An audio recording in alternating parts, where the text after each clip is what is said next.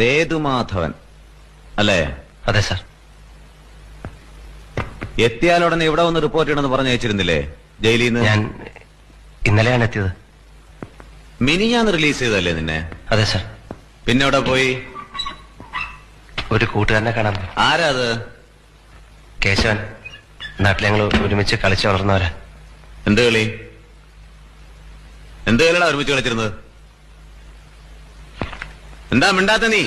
ചെറുപ്പത്തിൽ കുട്ടികൾ എന്തൊക്കെയാ കളിക്കുക അതൊക്കെ.